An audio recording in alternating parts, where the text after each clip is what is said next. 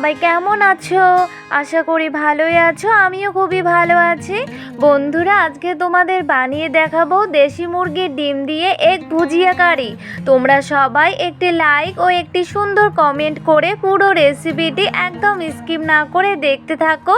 আশা করি তোমাদের খুবই ভালো লাগবে। এক ভুজিয়া কারির জন্য এখানে 4টি দেশি মুরগির ডিম নিয়েছি। এই 4টি দেশি মুরগির ডিম এবার ভেঙে নেব। 4টি ডিম একটি বাটির মধ্যে ফাটিয়ে নিয়েছি। এরপর এখানে দিয়ে দেব সামান্য একটুখানি হলুদ গুঁড়ো আর দিয়ে দেব পরিমাণ মতো লবণ। এবার হলুদ আর লবণ দিয়ে খুব ভালো করে ডিম মিশিয়ে নেব। প্লিজ বন্ধুরা, তোমরা সবাই দেখতে থাকো। এখানে একটি বড় সাইজের পেঁয়াজ একদম সরু সরু করে কুচি করে নিয়েছি। আর নিয়েছি 3টে চেরা কাঁচা লঙ্কা, একটি বড় সাইজের টমেটো কুচি করে নিয়েছি। কড়াই গরম হয়ে গেছে। এবার কড়াইতে দিয়ে দেব সর্ষের তেল। নেড়ে নিয়ে তেল হালকা গরম করে নেব। এবার তেলের মধ্যে ডিমের মিশ্রণটি দিয়ে দেব। তোমরা যারা এখনও পর্যন্ত আমার চ্যানেলটিকে সাবস্ক্রাইব করোনি, চ্যানেলটিকে সাবস্ক্রাইব করে বেল আইকনটি ক্লিক করে পাশে থেকো। এবার ডিম ভেজে নেব। বন্ধুরা, তোমাদের কার কার দেশি মুরগির ডিম খেতে ভালো লাগে অবশ্যই কমেন্টে জানাবে। আমার তো খুবই ভালো লাগে এই দেশি মুরগির ডিম। লঙ্কা, পেঁয়াজ, টমেটো, ধনেপাতা দিয়ে এভাবে ডিম ভুজিয়া খেতে কিন্তু দারুণ লাগে। আমি কারি করব, সেই জন্য লঙ্কা পেঁয়াজ দেইনি। এবার নামিয়ে নেব। ডিম ভাজা হয়ে নামিয়ে নিয়েছি।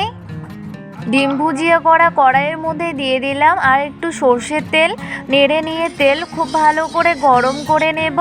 এবার তেলের মধ্যে ফোড়নে দিয়ে দেব একটি বড় সাইজের পেঁয়াজ কুচি, 3টে চেরা কাঁচা লঙ্কা। তোমরা কেমন ঝাল খেতে পছন্দ করো সেই অনুযায়ী লঙ্কা দিয়ে দেবে। আর একটি তেজপাতা দিয়ে দিলাম আর সামান্য একটু গোটা জিরে। নেড়ে নিয়ে সব কিছু হালকা লালচে করে ভেজে নেব। পেঁয়াজ, লঙ্কা সব কিছু হালকা লালচে করে ভেজে নেওয়া হয়ে গেছে।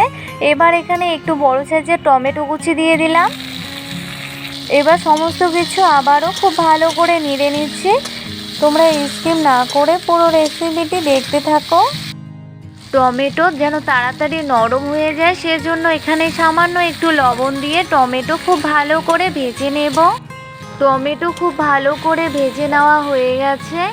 এবার শুকনো মশলাগুলো দেব, সেই জন্য কড়াইতে সামান্য একটুখানি জল দিয়ে দিলাম। এবার সব কিছু খুব ভালো করে নেড়ে নেব। এবার এখানে দিয়ে দেব পরিমাণ মতো লবণ আর সামান্য একটু হলুদ গুঁড়ো। এরপর দিয়ে দেব সামান্য একটু জিরে গুঁড়ো আর একটুখানি ধনে গুঁড়ো বা ধনিয়া গুঁড়ো। আর এবার হাফ চা চামচের মতো কাশ্মীরি লাল লঙ্কা গুঁড়ো দিয়ে দিলাম। আর দিয়ে দিলাম 1 চা চামচ আদা রসুন বাটা। এবার সব কিছু খুব ভালো করে নেড়ে মশলাগুলো খুব ভালো করে কষিয়ে নেব। মশলাগুলো খুব ভালো করে কষিয়ে নিয়েছি। মশলা যত ভালো করে কষানো হবে রান্নার টেস্ট কিন্তু ততটাই ভালো হবে। এবার এখানে ভেজে রাখা ডিম ভুজিয়াগুলো দিয়ে দেব। এবার মশলা সহ ডিম খুব ভালো করে নেড়ে মিশিয়ে নিয়ে 2 মিনিটের মতো কষিয়ে নেব। আমার রান্নার ভিডিওগুলি তোমাদের কেমন লাগে অবশ্যই জানাবে।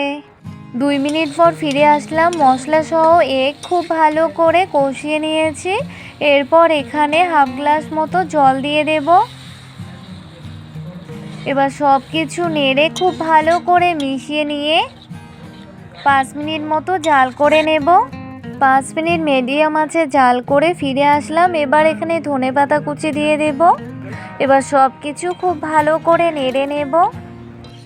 ধনিয়া পাতা কুচি খুব ভালো করে মিশিয়ে নিয়েছি। এবার একটু গরম মশলা গুঁড়ো দিয়ে দিলাম। এবার সব কিছু খুব ভালো করে নেড়ে নিয়ে জাল অফ করে দেব। এক ভুজিয়া কারি রান্না একদম কমপ্লিট। এবার নামিয়ে নেব। বন্ধুরা, এই এগ ভুজিয়া কারি গরম গরম ভাত, লুচি, রুটি, পরোটার সাথে দারুণ লাগবে খেতে।